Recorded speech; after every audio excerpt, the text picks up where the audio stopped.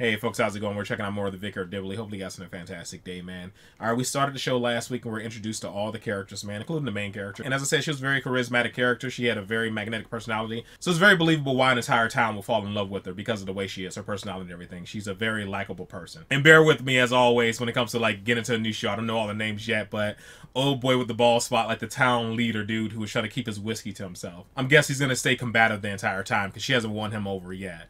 And she might never win him over. He might be like that douchebag the entire time. Similar to other characters in other shows where it's just that one person you're just never going to win over. So, had to look up his name before this because I still didn't remember. Roger Lloyd Pack, the guy who played Trigger on Only Fools and Horses. And so he had bowel problems in the first episode. It might be his thing. Maybe he'll have bowel problems throughout the rest of the show or something. That might be one of those continuing jokes or running gags throughout the show where he always has like stomach issues. So I can see that being like a thing. But that's just always a problem he's always going to have. You know, similar to other shows where somebody's like always drunk or always lying or always something, he's probably always pooping. So that might be a thing with him too, so we'll see with that. So I'm guessing we're introduced to all, if not most, of the main characters. There might be a few that pop in here and there, but usually in the first episode you get at least most of the main characters. And I enjoyed the first episode. I thought it was a nice start to the series, a nice introduction to all the characters and their personalities and everything.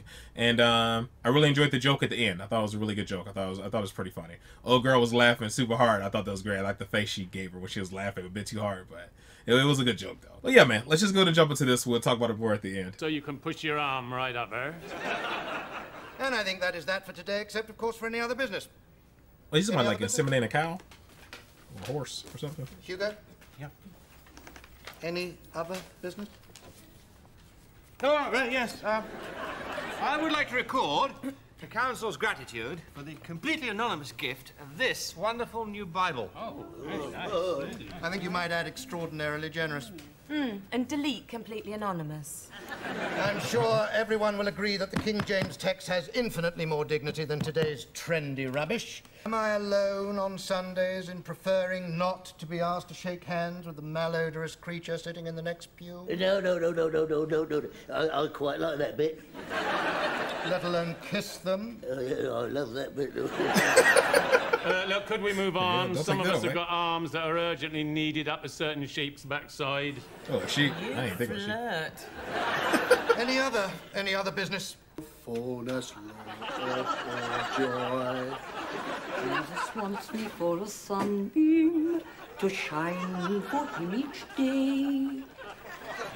You fill up my senses. Like a night in the forest. Like the mountains in springtime.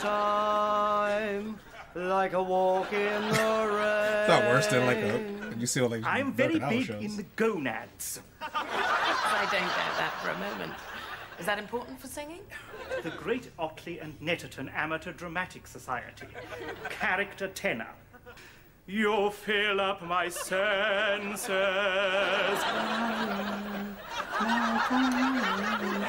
I hunger for your touch, alone and lonely time. Yes. Thank you.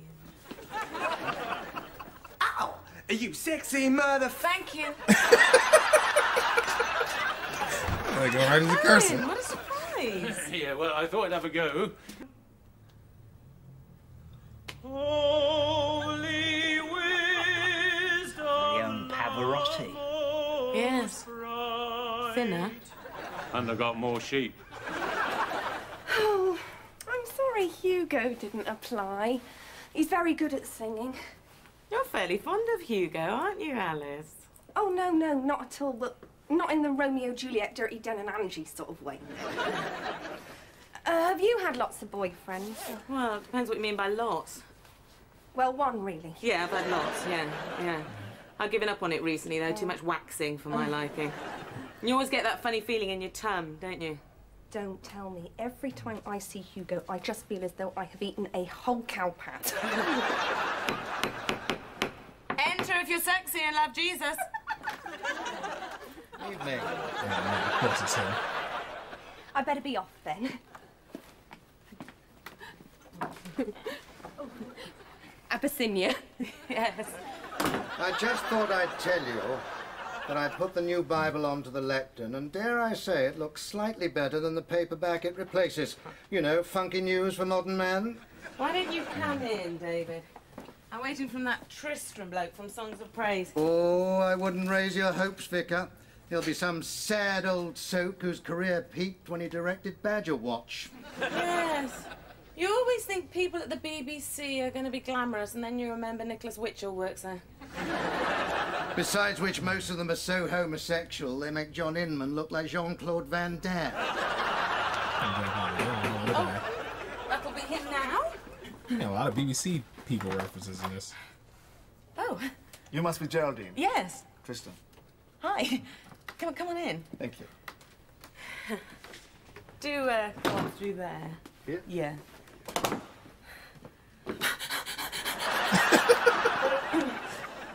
Tristan, this is David Horton, chairman of the parish council. David, this is Tristan. How do you do? Have you ever worked with John Inman, Tristan? It's just that David's an enormous fan of his.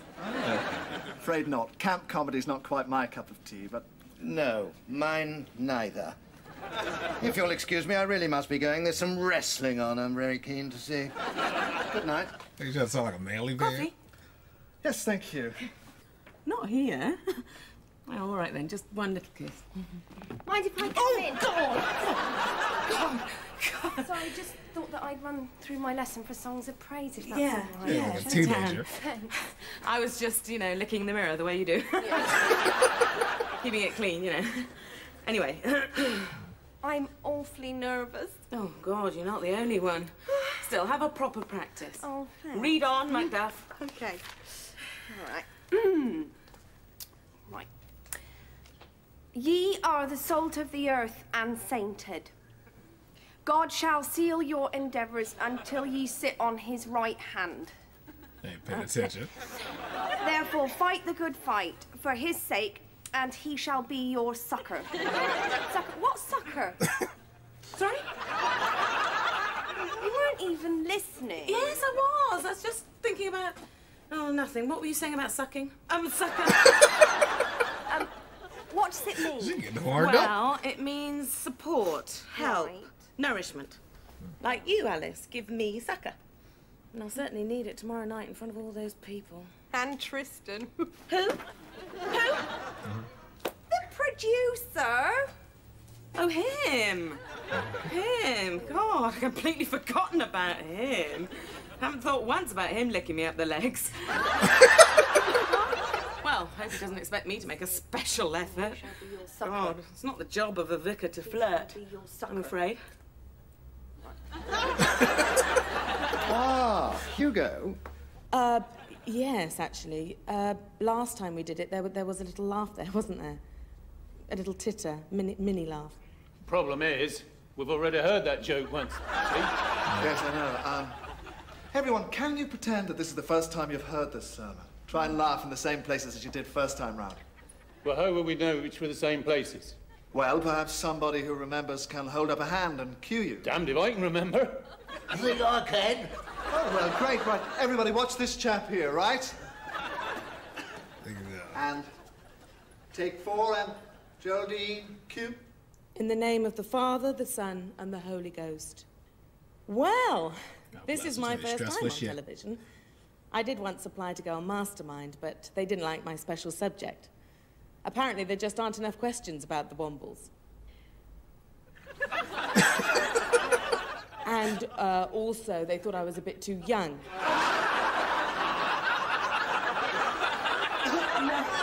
Perhaps if you just raise your hand when you're expecting a laugh. Right. Cue. Nah, that's not In the gonna... name of the Father... No!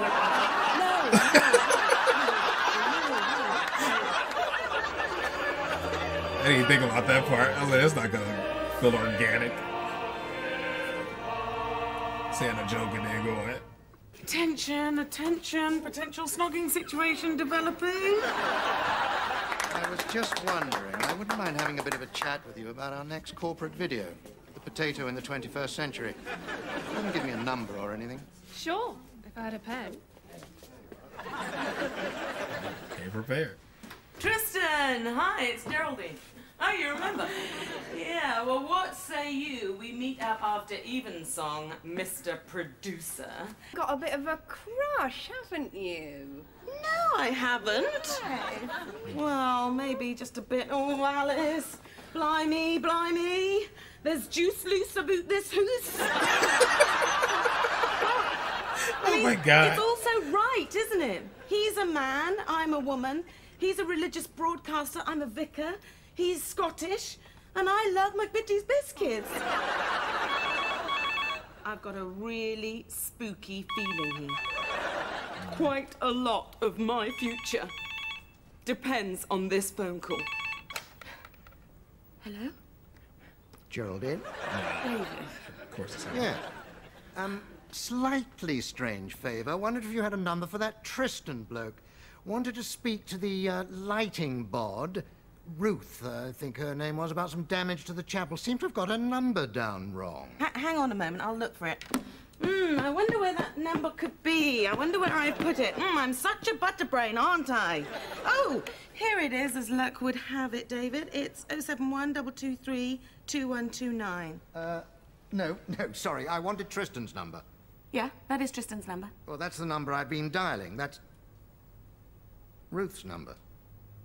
Tristan and Ruth's number. Yep. Damn.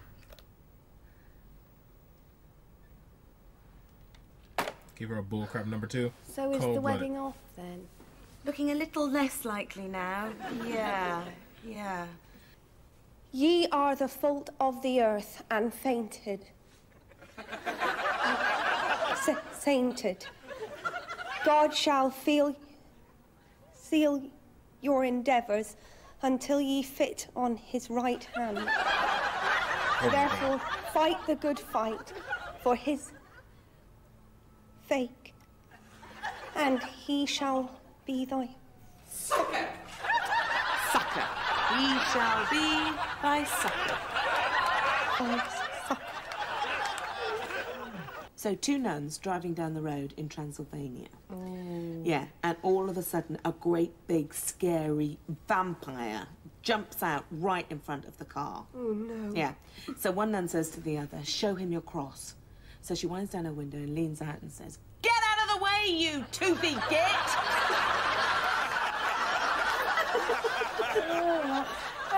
I misunderstood that because I thought she meant show him your crucifix. Whereas, in fact, she meant show him you're really, really angry. Yeah. It is quite a confusing story. No, you're not stupid at all. Oh, it's funny, actually.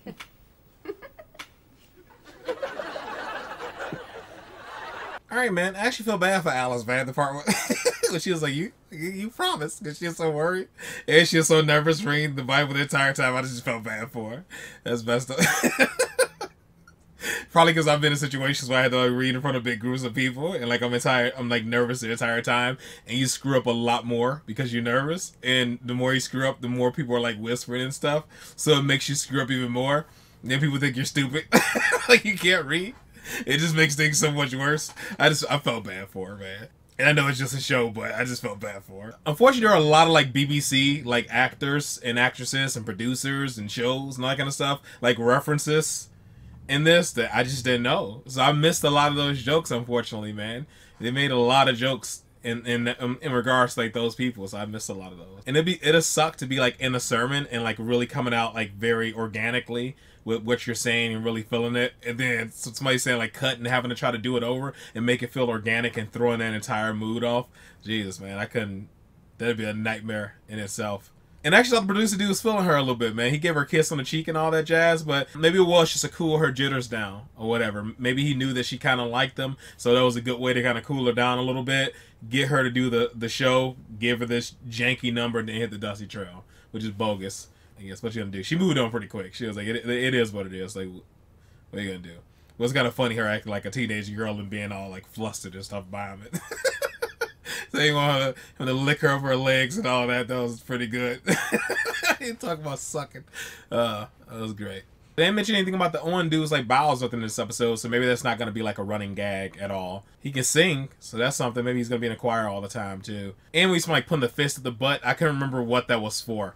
I can't remember if it was like insemination or checking something or whatever. I remember seeing videos where like putting their fists up like cows' butts and like, you know, horses and all that jazz. I can't even remember what it's for. I don't know if it's constipation or artificial insemination. I can't remember what it's for. You guys don't have to tell me either. I'm not I'm not super interested in it. I just remember like watching videos on YouTube when they're like doing like a farmer's life and they're like talking about it. I just can't. I mix up the stuff like what's the purpose of it, you know? I can't really remember for sure. But yeah, maybe the whole bow thing was just a one-off thing from the first episode, you know? And I wasn't for sure. When she like popped the coffee open, it was just like nothing like that popping sound, like a fresh unopened can of like instant coffee or whatever she said. I was like, is she referring to virginity and like popping a cherry or something? Is that the joke? I wasn't sure when she was like saying, is it just she said like popping that? I don't know. I didn't know what she was doing for sure, man. I don't know. But overall, man, I enjoyed this episode. I wish I could have got more of the BBC jokes and stuff that were made because I feel like there were a decent amount of them made throughout this episode. But I mean, it is what it is. It kind of comes with it that you can't know everybody and every actress and every producer and every show and all that, because there's some shows and stuff mentioned as well that I know what they're talking about. That's unfortunate, but other than that, man, I did enjoy the stuff that I did get, and I thought it was entertaining. I thought it was funny to watch her be like this giddy schoolgirl around this guy, want to get with him, and he happened to give her like this fake phone and everything, which is kind of cold-blooded. All right, folks, man, that is it. That is all for this one. Hopefully you guys are happy, safe, and healthy. I'll see you in the next one. Later.